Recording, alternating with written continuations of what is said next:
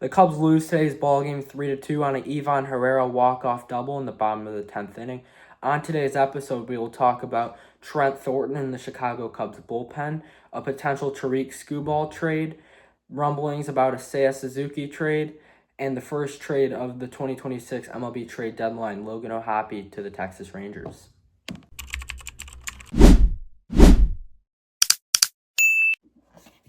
Hello, folks, and welcome to another episode of the Cubs Line Podcast. I am Ryan Dunleavy, and today I'm joined by Sean Dunleavy, third straight day in a row. Sean, thanks for filling in. Unfortunately, Ryan cannot make it today, so we got me and Sean on the show today.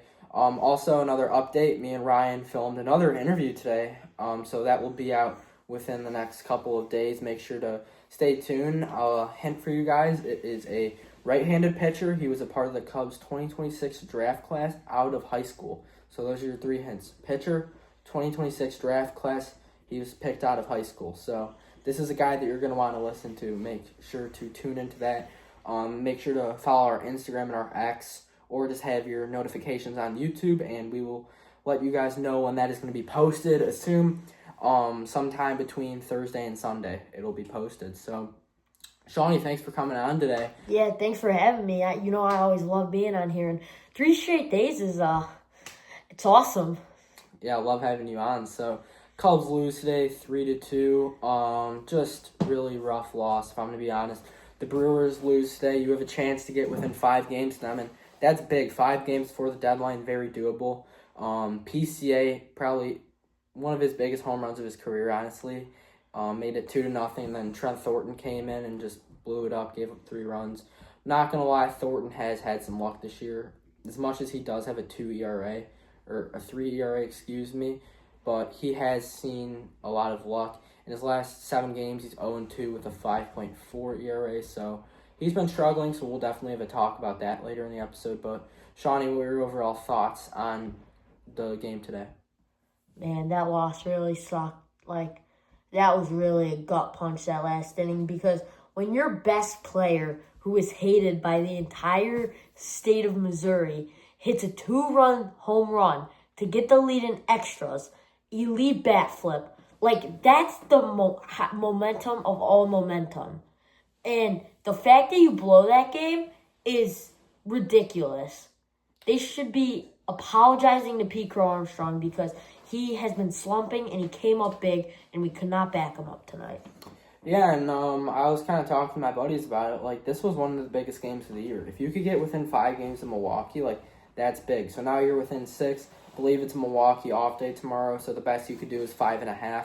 Mm-hmm. But if you could have gotten 1 today and 1 tomorrow, then you're 4.5 games within Milwaukee, and that is big. Obviously, there's still going to be time to catch them for the division, but I think, honestly, it is looking a little better because now the Phillies are not in that number 2 wildcard spot. It's Arizona. And I think really? I didn't know that. It is, yeah. Phillies are on a 3-game losing streak. They got swept by the Marlins. And the Phillies are the team I do not want to see in the playoffs, just Christopher Sanchez. So we're going to be hoping the Phillies lose some ball games and hoping for the Pirates and the Diamondbacks to start winning some games because those are 2 teams I'm very comfortable facing. Yeah, we just saw this past series how good the Cubs hit against the Pirates. I mean, as much as they lost the last game, that's because Jameson Taillon let up 8 runs. And when you score 7 runs, you should win a game.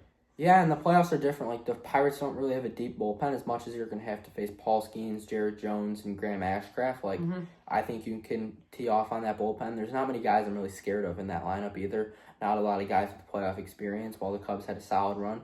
And then assuming Milwaukee's the 2 and they're not going to beat the Dodgers, you're in that same spot as you were in last year, and you're facing Milwaukee in round 2, and you got your chance for your rematch, and then it's you versus the Dodgers in the championship, and the AL is a weak league, so I think this is a very winnable year, if I'm going to be honest, and I think that's where you got to go all in at the deadline. We're going to talk more about that at the end of the episode. So now we'll do a little recap of the game. PCA flew out to start, Sale walked, Bushy lined out, and then Braggy struck out. Bottom of the first, Weatherholt grounded out, Walker struck out, Herrera doubled, and then Burleson grounded out. Top of the second, Happ grounded out, Conforto grounded out, Ramirez struck out. Bottom of the second, Mason Wynn struck out, Jose Fermin grounded out, Blaze Jordan struck out. Top of the third, Dansby grounded out, Amaya grounded out, Pete flew out. If you guys can't tell, there's going to be a lot of 1, 2, 3 innings. Bottom of the third, Nathan Church grounded out on a bunt. Pedro Pajes grounded out, and then Weatherholt grounded out. Top of the fourth, Seiya lined out, Bushy struck out, and then Breggy with a ground rule double. And this was the Cubs' only hit within the 9 innings of play. Seriously? Yeah, they had 2 hits and That's extras, rough. but this was their only hit. Bregman just hitting the ball at the opposite field and working good at bats. So I don't know about you, but he's hitting the ball best when he's hitting it to the opposite field. Yeah, I mean, from yesterday to the day before to today, I mean, all of his hits are going right field. Single yesterday, right field. Homer yesterday, right field. Homer the day before, right field. So you're definitely right on that. Yeah, and that's what Dansby needs to do too. When Dansby takes the ball to the opposite field, that's when he gets success. For sure. Same with Nico. Like, all 3 of the Cubs infielders, when they're hitting the ball to the opposite field, they're getting knocks.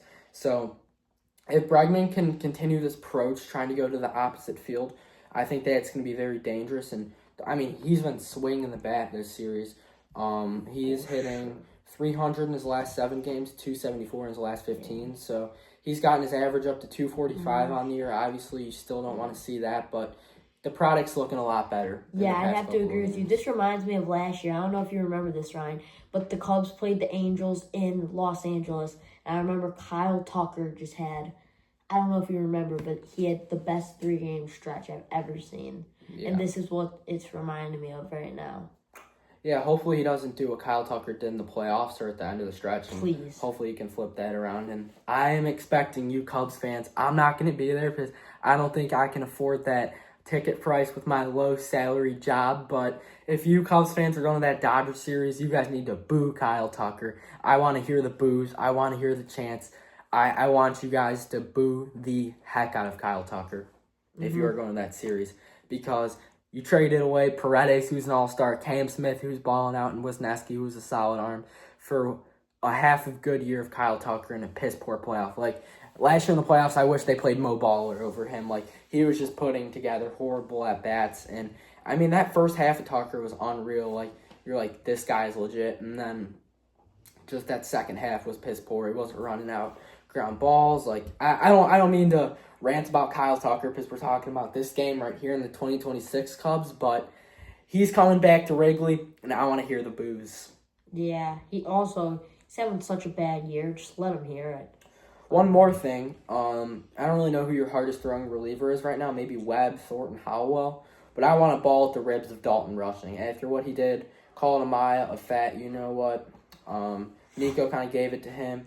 Just chirping the Cubs. I don't like the way the guy plays the game. I'm not a big Dalton Rushing guy, and I want them to throw one right at the ribs as hard as they can. Honestly, I don't think anyone's a Dalton Rushing fan. Not even his own teammates. No, Ohtani doesn't like him. None of the guys like If Dalton Ohtani Rushing. doesn't like you and you're his teammate, something, you got to change. Yeah, I really don't like Dalton Rushing. So those are my 2 requests for the Dodgers, or 3. Win the series, boo Kyle Tucker, give Dalton Rushing a nice taste of his own medicine. So those are my 3 keys to that Dodgers series. Obviously, that's not until next Monday, Tuesday, Wednesday, but just a little preview. It's going to be a good series, too. Both teams coming off the deadline, so could see a couple new acquisitions, but got to get through St. Louis and then this weekend series before you do that tough one against the Yankees. But we'll talk about this St. Louis game. Sorry, a little off track. Happer with the flyout, and then Jordan Walker lined out. Herrera with a single. Burleson struck out, and then Wynn grounded out. Top of the 5th, Conforto walked. Rammer smoked the ball to the right side, 99 miles an hour. Weatherholt made a really nice play. Dansby grounded out, and then Miggy flew out. Bottom of the 5th, Fermin flew out. Jordan flew out. Church was hit by a pitch.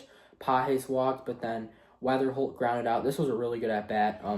10 pitch at-bat. Matt Boyd wins this one. Top of the 6th, Justin Brule comes in for Dustin May. And Shawnee, I don't really know, but it was kind of weird. Dustin May only had 70 pitches. He only went 5 innings, was hugging all the guys down the tunnel. Do you think this is just limiting his pitches, or do you think this is a guy that might be shipped in a couple of days? If I'm being honest with you, I think there's a guy that might be shipped. I think the Cardinals could get a pretty good return. I haven't been paying much attention to him this year, but I know, I think he had a good June or a good July. But I don't really know because I don't know.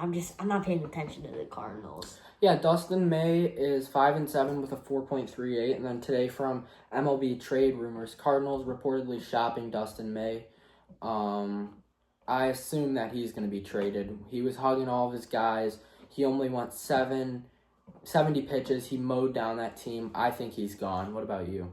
Yeah, I'd have to agree with you there. I don't really know where the Cardinals stand, though, in the trade deadline because... I think they're going to be, I don't think they're going to do much. They'll probably sell May, and I don't think they'll sell Riley O'Brien. I think maybe a bullpen arm, maybe Dustin May, maybe bring in a hitter. Because I know they have a terrible bullpen. I think they're going to be, not sellers but not buyers, but I think Dustin May will go. And I think... I don't think they'll trade him to the Cubs, but you don't see a lot of Cubs-Cardinals trades, and I'm sure they're going to ask for a lot, but Dustin May would be a guy I would keep on my radar if you're a buyer. For sure. He was like a Cy Young candidate with the Dodgers until he got hurt. Then I believe he got shipped to the Red Sox in a deal. Yeah. From the Dodgers. James Tibbs was traded in that deal, and then... I feel like he went back to the Dodgers, or didn't he? No, he didn't. He pitched last year for the Red Sox, and now he's on the Cardinals, so... Dustin May, not a terrible ERA. I think he's a guy that's going to get shipped, and he was hugging all of his teammates. Just weird, and that's another reason the Cubs should have won this game. Because when the starter comes out after 5 innings who's mowing you down, you should be able to get to a weak Cardinals bullpen. Pete grounded out to Weatherholt. Cubs challenged his play. He was out. Suzuki popped out, and then Bushy flew out. He hit this ball well, 388, 100 miles an hour, but Walker made the play. Top of the 6th, Walker hit a leadoff single. Herrera walked. And then Wynn singled, and then Mason Wynn struck out, bases loaded, Fermin walked. Blaze Jordan popped out to Amaya, beautiful job by Matt Boyd to get out of that. Top of the 7th, Ryan Stanek came in, another guy who I think will get shipped. Bregman grounded out, Happ struck out, Conforto walked, stole a bag, and then Pedro Ramirez intentionally walked. I want to talk about this. He got intentionally walked? Yep. This is your rookie right here, or this was the wrong at-bat, but he got intentionally walked later in the game. So I'll talk about it when that at-bat. But this is a 9-pitch at-bat. He fouled off 1, 2, 3, 4 pitches in this at-bat. This was an amazing at-bat. Worked a 9-pitch walk. Set up a really good spot for Dansby. Because then you had runners on first and second. And then Dansby ended up striking out to Stanek. He had a couple opportunities that he missed. Swung at 2 balls. Would have been ball 4. Bases loaded for Pete. Bottom of the 7th, Church flew out. Pajes grounded out. Weatherholt grounded out. Beautiful day for Matty Boyd. Top of the 8th, George Soriano. Couldn't get it out. Came in. Amaya struck out. Pete grounded out. Sale walked. Bushy struck out. Bottom of the 8th, Jacob Webb came in. Struck out Walker, Herrera, Burleson. So do you think they threw Jacob Webb instead of like a Thornton or a Thielbar in the 8th? Typically he's a closer, but do you think they did it to try and get the big guns out in Walker, Herrera, and Burleson? Yeah, I think they did, and obviously it worked because you struck out probably 3 of their top 5 strongest I would hitters. say their 3 best hitters are Walker, Herrera, and Burleson. I don't know, because I think Weatherholt's right there. I still think they're the 3 best hitters because Weatherholt's a rookie, and these guys are all proven. Yeah. I mean, Walker won the home run derby. Herrera was an all-star, and Burleson's always been a Cubs killer. So. And if I'm being honest, the only other guy I feel like is kind of close is Mason Wynn. But he's the only guy off my head that I can think of who's But still, we're not arguing the top 5 Cardinals hitters, but what I'm saying is I like this move by Craig Counsell. Yeah, so do I. Bring in your best bullpen arm to face their guys. I don't know. What do you think about that? Yeah, I thought it was pretty smart. Top of the 9th, Riley O'Brien came in.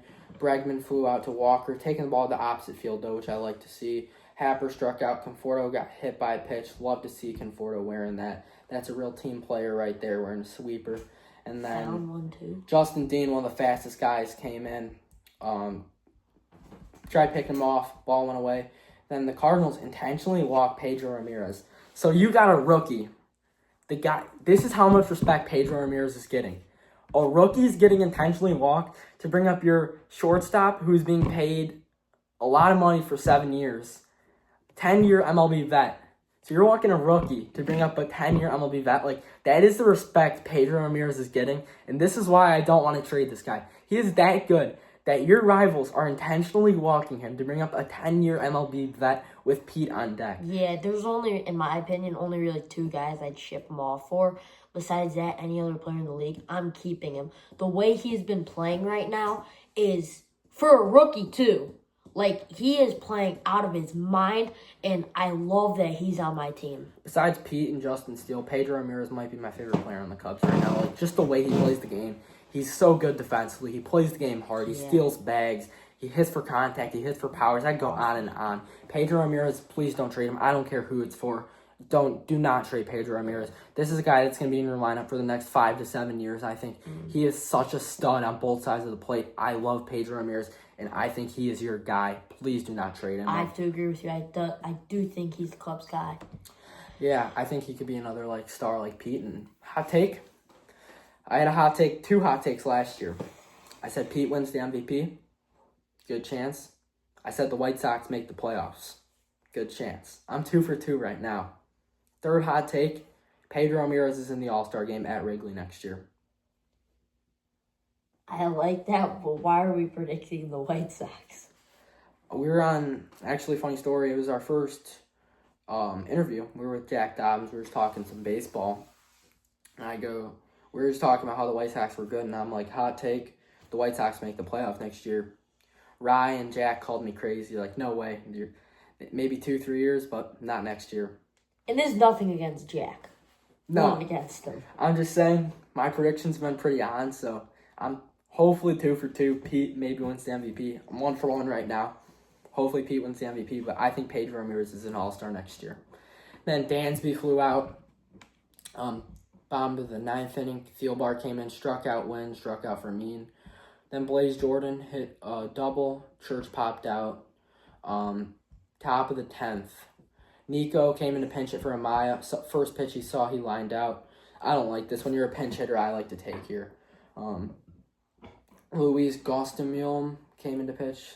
Sorry if I butchered that, but I don't know. What do you think here? I think you got to take a pitch as also, a pinch hitter. where it's looking right now, it looks a little bit high, and I know Nico does like the high pitches, but come on, Nico, take a pitch. I mean, you're pinch hitting. When you are, especially in this situation, and it's not California rules anymore. In this situation, take a pitch. I would have liked to see him take a pitch here as well. But then MVP comes up. This might have been his coldest home run yet. Hits it right by the tarps off section, all those bozos. 424 feet, 109. I mean, I would like... That was one sexy video right there. The bat flip, the whole celebration like this. He flipped it right away, looked at the Cubs dugout, did the little money man. Then this celebration, like, I was pumping, man. I was fired up. I was fired up, but, like... This has got to be one of the... This might be colder than his Reds home run. I'm not going to lie. This is, like, aura to a T. I have to agree with you. But I will say, just the fact they lost this game just gives me a weird... I don't understand. Yeah. And then Seiya with a single after that, and then Michael Busch ground into double play. But you're up 2-0. Yeah. Carson Kelly came in to catch. Nico came in at second. Trent Thornton came in. So Caleb Thielbar, I need to look at his pitch count, but Thielbar was at 18 pitches. You had Newbar, the lefty, and then Weatherholt, the other lefty. Would you have kept Thielbar in for the 2 lefties? Yes, I would have. I don't know why Craig took Thielbar out here, because I would have kept him in for Newbar and Weatherholt. And if I'm going to be honest with you, if we look back at last inning, I'm pretty sure all of those batters were righties, and they put in Thielbar. If I'm not mistaken, because you can look back at it right now, but Wynn's a righty. Fermin's a righty, and Blaze Jordan was a righty. Church was the only lefty. But still, if you're trying to go 1, 2, 3, and they put in a lefty. So I think he should have kept Thielbar in. I think they should have kept Thielbar in too. For the lefties, at least. Maybe take him out for Walker, go Thornton for Walker. Yeah. But I did not like this move from Craig. Craig's been great this year. Don't get me wrong. I haven't had really any complaints from Craig Counsell this year, but this is one of the times, little brain fart here from him and Tommy Hotovy. Newbar hit a leadoff single to Nico. This ball was smoke. Nico got it down, but 2-2 pitch over the zone. Not a bad pitch from Thornton. Walked Weatherholt, which you cannot do here. It was a full count, and he threw a pretty good fastball, but didn't get the zone. But this is, can't walk him here. And then bases were loaded for Walker. Grounded into a fielder's choice. Church scored They got the out at third. So it's runners on first and second. You can turn 2 here, win the ball game. So not complaining. But think, you bring in the lefty for Newbar, get that out, get Weatherhold out. You got a ground out here, you win the ball game. Uh-huh. And then Ivan Herrera comes up. Throws him a first pitch cutter. I mean, this is right down the middle. Low and in. Yeah, low and in where Herrera likes it. This ball's hit perfectly into the gap. Weatherholt scores. He's fast. Walker scores. Cubs loses ball game 3-2. I'm not going to lie. I think Craig Counsell kind of lost in this game because you got to leave him Thielbar in that situation, I think. I have to agree with you on that. I think you win that game. If not, and if you're Trent Thornton, I'm not complaining bringing in Trent Thornton. He's had some big moments, but he has been struggling as of late. I'm not going to lie. I keep in Thielbar in this spot. Yeah, and I think what makes this like 10 times worse is you did this against Cardinals, I would say, against one of your biggest rivals. And the fact that you blow a game like this is just insane. I mean, Counsell's got to do the right... Counsell's got to know what to do here, and clearly either his mind was in a different... He had a different headspace, or he really thought Thornton was going to be the guy. Don't get me wrong, I like Thornton. So do I. He pitches emotional. It's a guy that you want, and I like Trent Thornton, but I just think you got to leave Thielbar in that situation. I have to agree. But even if they stuck with Pedro Pages in that spot, I still think Thielbar could... Pages is the worst hitter on that team. You still could have gotten Pedro Pages out, went to Weatherholt. Weatherholt's not as good lefty-lefty. Get him out, and then you bring in the righty for Walker. I would have liked that a lot more. Yeah, so... Especially when the bullpen was pretty much saved yesterday.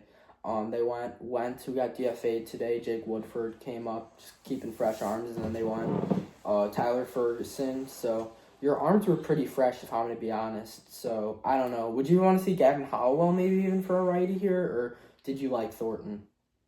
I did like Thornton, if I'm be honest with you, because although he's been struggling lately, he's came up in some really big games. He pitched really well against the White Sox the first time they played him on the Game 1 of the series. Yeah. And I feel like he's been pretty solid, but Thornton can't do this. I mean... Yeah, you can't give Herrera that pitch, that cutter right down the middle. Can't walk Weatherholt in that situation either. Mm-hmm. Matt Boyd with another beauty. I mean, he's been pitching unreal as of late. If you look down our Instagram, Cubs Hall Good did a little thing where he picked 5 creators, said who our breakout player for the second half is. Me and Rye agreed on Matt Boyd, and we've been spot on. He in his last 7 games, he's 4-0 with a 1.93 ERA. We're seeing the Matt Boyd that we saw all of last year, and I love to see that. He went 7 innings, 4 hits, no runs, 2 walks, 5 strikeouts, 3.41 ERA. I think we're seeing the Matt Boyd we saw last year, and I think he's your Game 1 starter right now. I have to agree with you. The way he's throwing the ball, no one's hitting him, and looks like me and Rye hit the jackpot on that one. Yeah, that's real. Hey, give me nuts for that. That's a really good take. And then Jacob Webb came in for the 8th, 3 up, 3 down, struck out the side. I love me some Jacob Webb. Guy pitches with emotion. He's been a great pickup from Jed Hoyer in the front office. 2.72 ERA on the year. Thielbar came in, did his job, 1 inning, 1 hit, no runs, 2 strikeouts, 3.94. And then Trent Thornton came in the game, gets a loss. He's now 3-4 on the year with a 1 blown save. He recorded 1 out, 2 hits, 3 runs. 2 of them were earned, 1 walk. He's now to 3.03 ERA. So, we'll do a little player of the game here first. Mine, obviously, Matt Boyd, but hitting-wise, I'm going to go Peter Armstrong. I'm just going to go with one tonight. I'm going to go with Matt Boyd because obviously the Cubs' bats weren't doing too well tonight, and Boyd really kept them in that game. So if they did win that game, you got to give most praise to Boyd. 100%. He mowed down that Cardinals lineup today. Craig really trusted him, stretched him out. He went 89 pitches, 7 innings. He really could have won another inning, if I'm going to be honest. But that was smart there from Craig. I like that move. So, first topic I want to talk about. A report came out from John Heyman today that the Cubs are willing to trade Seiya Suzuki. I might be done being a Cubs fan if they trade Seiya Suzuki. This year is a year you can really win. I feel like this is a year you can win, and this is one of the best offenses in baseball. If you get pitching at the deadline, I think you're a World Series contender. I might not be a Cubs fan if they trade Suzuki. He's my guy. Yeah, I'd have to agree with you. I would still be a Cubs fan, obviously, but I was exaggerating there, Sean. I know. I just feel like that the way he's been hitting is, he's their best hitter right now. Yeah, he's their best hitter. And really, I would rather this is me, I would rather give a little bit of an overhaul on a prospect load maybe, give maybe a couple more prospects than give up. Or even Matt Shaw. Yeah, even Matt Shaw included in that. But I don't want to give up Suzuki right now, especially with how he's playing and the state of where this team is, where, the boys are hot. They're rolling. So, yeah. Just keep him. Keep it the same. I will be fuming if they trade Last year, he had one of the clutchest hits in that Padres game. He's a good hitter in the playoffs, too. He had a really good playoff last year. Maybe 3-4 bombs. He had a huge one in the first inning off of Ashby. He had the biggest home run in the playoffs off the Miz. And Game 1 set the tone, solo home run to tie it up. Also, I'm pretty sure he had one in Game 5 that tied it. That's what I just said. Oh, you did? That was off of Ashby? Mizorowski. Oh. I said biggest home run in the playoffs against Mizorowski. But I will be fuming if they trade Suzuki. John Heyman might be a little dumb saying that, but I don't see Suzuki going anywhere. Yeah, I'd have to agree with you. All right, so 2 pitchers through today that the Cubs have shown interest in. The first one out of Detroit, Tarik Skubal. I believe it was today. Yeah, he threw. It was either today or yesterday. It was today, I think. Believe it was today, but yeah, it was today. Skubal went 6.2 innings, 4 hits, 3 runs. They were all earned, 1 walk, 6 strikeouts. A 2.79 ERA. Are you going all out for Tarik Skubal? No, I'm not. Because you're going to have to give up so much for him. The Tigers are probably asking for a lot. You're getting half a season of Tarik Skubal just for him to maybe leave this offseason in free agency. Because it's really a lose-lose. Because you either lose him and you gave up all those prospects, or you have to re-sign him, except you're probably giving him close to $500 million. I doubt it's $500 million. But you're giving him a lot of money.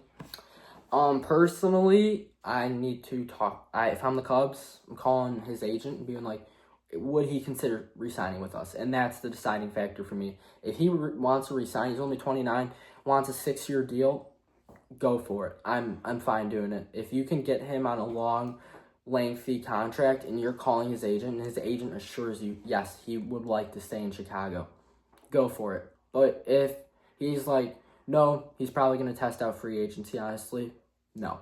I really need to see what he thinks on the contract negotiation, and then that is where I would make my decision for it. I have to agree with you on that, Ryan. Then another guy the Cubs have been targeting pitched today, Emerson Hancock. I saw him throw a couple of years ago, actually, in spring training. He has some solid stuff. I like him. He had a really nice outing, even though he got the loss against a good Dodgers team. He went 5 innings, 8 hits, 3 runs. They were all earned, 1 walk, 5 strikeouts. Hancock's only 27. You have control with him for the next couple of years. What do you think about going for Emerson Hancock?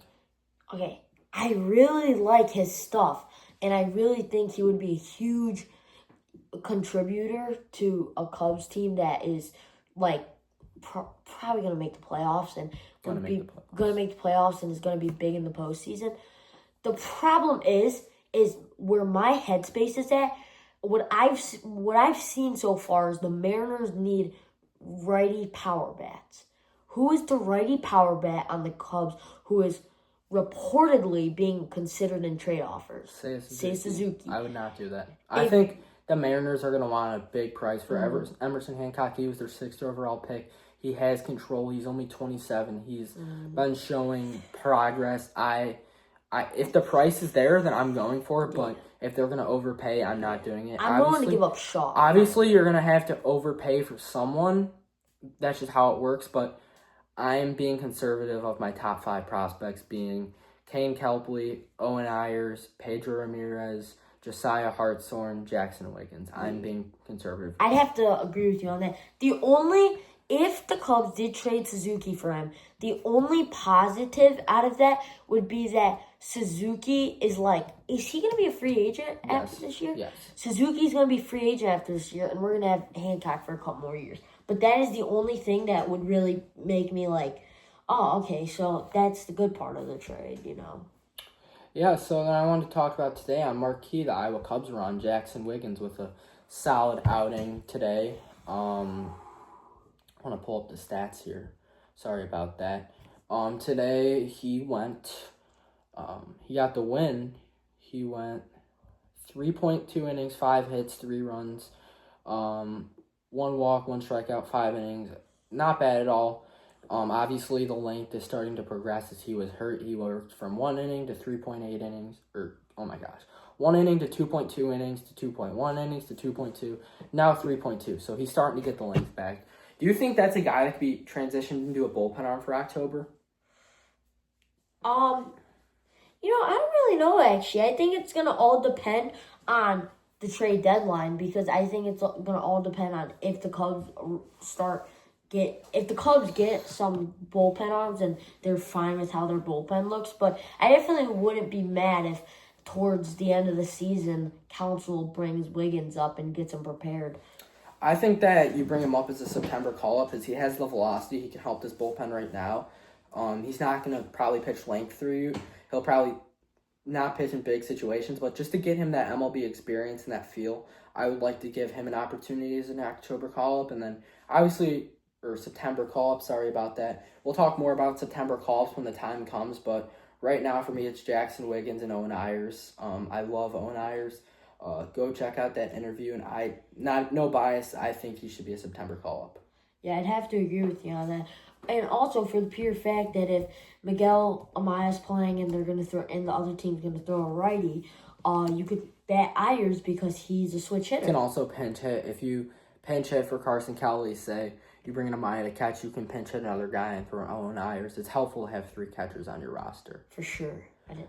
Alrighty, so first trade of the deadline, we're going to talk about that. So the Angels traded Chase Sealith and Logan O'Hoppe to the Rangers in exchange for infield prospect Angel Arando. Chase Sealith on the year is 3-2 with a 2.72 ERA. He's a relief arm, so that's a good relief pickup. And then Logan O'Hoppe on the year, he's been struggling. He's hitting .209 with 4 home runs, so he is starting in AAA, but they did give up Angel Arando. Arando is a middle infielder from Texas. Do not know what current level he is playing. He's playing in High A right now. He is hitting .243, but in 2025 in ACL ball, he hit .310. So, what do you think on this trade? I'm a bit confused, if I'm being honest with you. I just feel like the Rangers might have... I think the Rangers won this trade, if I'm being honest with you. That's a big gamble to take a guy who's in High A right now. Personally, I like this trade because Danny Jansen just went to the 60-day IL. You needed a catcher. You got O'Hoppe, obviously. Send him down to AAA for a little bit, get his confidence back. And that's a weak AL. You just picked up a really solid bullpen arm and Logan O'Hoppe. And I think O'Hoppe is a guy that can help the Rangers, not just 2026, but years to come. Oh, what I was saying is that I think the Rangers won this trade, and I was a little confused what the Angels were thinking. Yeah. Especially giving up a bullpen arm, too. Like, there's a difference if you just give up the Silseth guy or if you just give up a Hoppe. But you gave them both up for a High A player. I would have liked getting more prospects than just one. Like, this guy is going to be a top 10 prospect for the Angels, but I would have tried to get 2 to 3, especially sliding this reliever in with O'Hoppe. But I do like this. For the Rangers, I think they can develop O'Hoppe, and you got yourself a solid arm for a pretty low, relatively low price. So that's my take on it. Yeah, I'd have to agree with you. I think the Rangers won this trade, and I think it's not even close. Alrighty, so we'll take a preview. Cubs need to win tomorrow to win this series. This is huge. You cannot split this series. No excuses. You need to win this game. So day game tomorrow, 1:15 start. Javier Assad takes Jameson Taillon's spot in the rotation. He is 6-1 with a 3.86. I'm all in for this. I love Javier Assad. I think he's going to go out and shove tomorrow. And you got Aaron Savali for support for him. I have to agree with you on that. And then for the Cardinals, it's Andre Palante. He's 11-6 with a 3.77 ERA. So pretty solid arms. 2 solid young arms going at it tomorrow. Shawnee, what are your keys to the game? My biggest key to the game is hit. That's like the one thing I'm gonna say, because obviously we look at these three. We're just gonna look at the 2 games that happened before today's game. The Cubs hit a lot, and what do you know? They won both of the games. Because they're hitting, they're scoring runs, they're getting guys on base. That was not the case today. And I mean, look at your pitching right now. I mean, yes, they caved in the last inning, I should say, but I mean, those are 3 really good pitching outings from Boyd, Webb, and Thielbar. Yeah, so my keys is you got to shut down Alec Burleson and Mason Lynn. Those are 2 guys that hit pretty well off Assad. Burleson's 3 for 10 against Assad, and Mason Lynn's, I believe, 5 for 7. So those are 2 guys you need to shut down. I think the bats are going to be active. Dansby's hitting 512 Sea's hitting 512 at bats against him. Carson Kelly is 6 for 8 against him. Nico Horner's hitting 364 and 11 at bats. Ian Happ's hitting 389 and 18 at bats. Michael Busch has 2 home runs against Palante. He's hitting 778. So I think the Cubs should be able to tee off against Palante tomorrow. I'm going to stick with Sean. The bats are going to have to get going. Javier Assad, serviceable outing. 5 to 6 innings, a 2-3-run ball, and I think you're going to be good, and you're going to be heading home with a series victory. Yeah, they got to win tomorrow, because after them blowing this game tonight, where we should be in the headspace of, okay, I mean, a sweep would be great, but still winning the series is good, so it's a win-win. No, you can't do that, because you just lost tonight and you blew the game. So tomorrow's really going to be big, especially heading on to 2 tough series against the Yankees and the Dodgers. You got to win. You got to win the series against your rival. 100%. So now we'll take a look around the MLB. The Marlins beat the Phillies 8-6. Phillies' 3rd straight loss. The D-backs beat the Pirates 3-0. Eduardo Rodriguez gem. The Blue Jays beat the Nationals 5-2.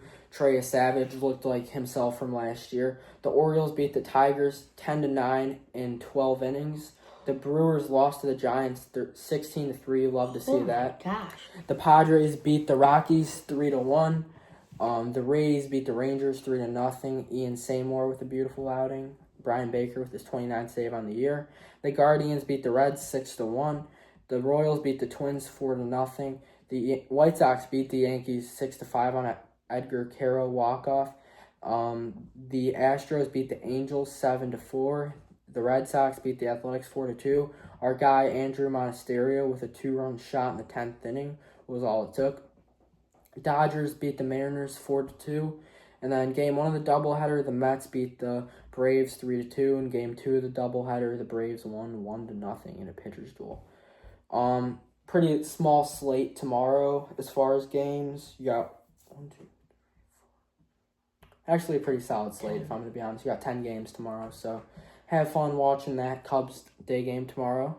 And then we'll take a look. We'll play some MLB Pickle. Oh, nice. Favorite part. All right, who are we going with? Today, we are going to be going with Matthew Boyd. Matt Boyd, love that. Okay, it looks like he's Lefty, in the lefty. NL. Lefty. I'm gonna go Freddie Freeman. Oh, that's a good one. Just do Freeman.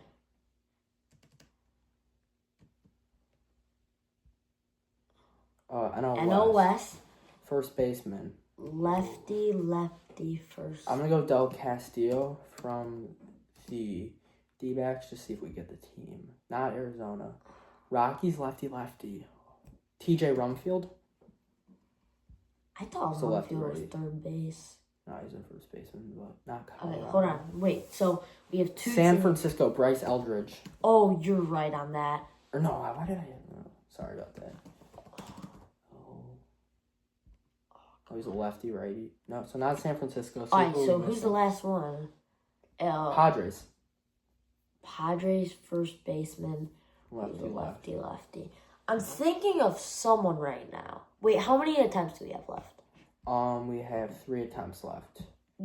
Gavin Sheets was the first one who came to my mind. I think Sheets is a right fielder. I'm trying to... I literally just saw the Padres play too, which is killing me. I'm trying to think. Yeah. This might be... It's not Cronenworth. Cronenworth's second base. Yeah. Cronenworth is a second. We're all confused, if I'm being honest. Maybe Ty No. France is right. I think it's Sheets. Try Sheets, yeah. Former Sox. Nice. There we go. Nice job, Sean. Thank you. That is your MLB pickle. Because I knew he's also an outfielder. Play some Immaculate Grid. All right. Guardians and Dodgers. I think I'm Matt Rosario. Did he play for the Dodgers? I think so, yeah. I feel like he had to have. Yes, he did. Dodgers, 100 RBI season. Shohei. Plus 300 average. Freddie Freeman. All right, Pirates and Guardians, Carlos Santana. Cooking here. 100 RBI season on the Pirates. McCutchen. Or no, I'll go McCutchen for 300 plus season. I'll go Willie Hayes for 100 RBI. Sorry, Shawnee, I'm cranking these ones out. No, you're good. Willie Mays. No, you said Hayes. No, Willie Mays. That's what I meant. 100 RBI season on the Pirates. I'm trying to think of some sluggers that they had. You want to come back to that one? Yeah.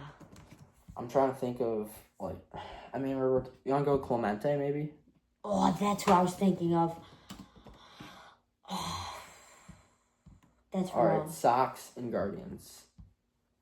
Did Sir Anthony Dominguez, maybe? No. Who is it? Oh, crud. Josh Harrison? Let me go with that. I'm going to guess. I don't think he played for... No. Yeah, he didn't play. All right, Sox, 100 RBI season. We could go Jim Thome. Oh, I was thinking Tim Anderson. We go Tim Anderson. And then... I'm going to go Jose Abreu, actually. Oh, yeah. Hidden gem, Jose Abreu. Then I'm going to try and go Tim Anderson for the 300 average. If not, I'm kind of cooked on that. Yeah, he did. All right, so now we just need Guardians. Oh, I'm an idiot. Jim Thome for that. Ryan. All right, we're good. We win it today. There we go. Nice job, Shawnee. Thank you guys for tuning into the Cubs Line podcast. Expect another show tomorrow. Interview coming soon. Signing off, Ryan Dunleavy. Sean Dunleavy. I won't be on the pod probably for a while after this 3-pod stretch. So just want to say thank you to all you guys. I'll be back. See you guys next episode. See you guys.